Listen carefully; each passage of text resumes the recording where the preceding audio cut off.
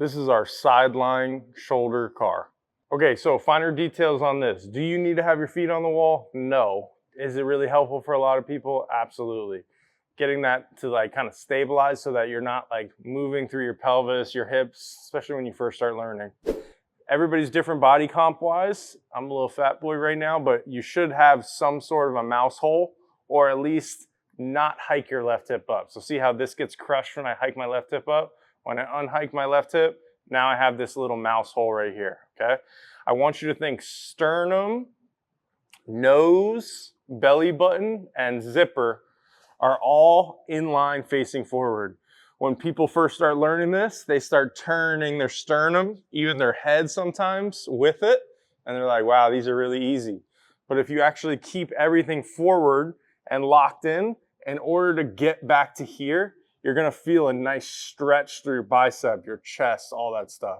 It's okay if you don't feel a stretch, it's not necessary, but you really should, especially if you're in your actual end range. You should always feel a nice little gentle stretch on the opening angle. So the other mistake that I see oftentimes with this is like people will set themselves up like this. So my head is so far in front of my hips and the rest of my body that I already can't be in a good position, or at least the best position, which is my head away from my butt and everything nice and stacked and long. So I want to kind of think my butt to my head is in basically a straight line. Now, as far as the actual shoulder CAR, for most people to start, I would have a smaller rep than I just did. So instead of going across my body like this and doing all this stuff, I'm gonna just go a little bit or even not at all.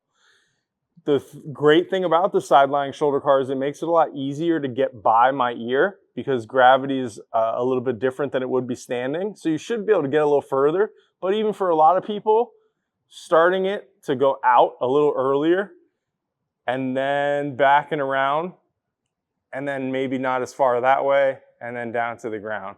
So essentially what I'm saying is start slow and small, and then build up the circle to get bigger when you know you're not compensating.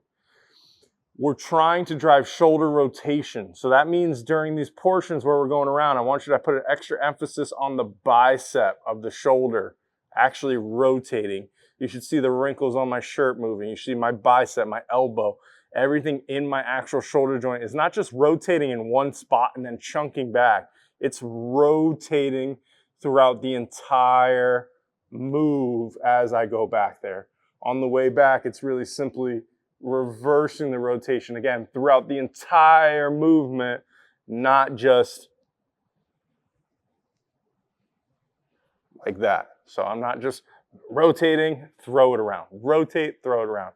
I want the whole entire thing to rotate as I come all the way through. How do we add weight? Ankle weight on the wrist, 1 pound ankle weight, a dumbbell, very light. It gets very difficult in some of these deeper positions. So just be careful loading it, but just know that eventually we want you to be able to load the shoulder CAR for sure. That's how we're gonna do this one. Remember, the shoulder CAR is the same on your hands. It's the same standing, it's the same side lying, it's just a different position. So once you learn it, you've really learned it, and you just gotta express it in different positions against gravity. If you have any questions, let me know.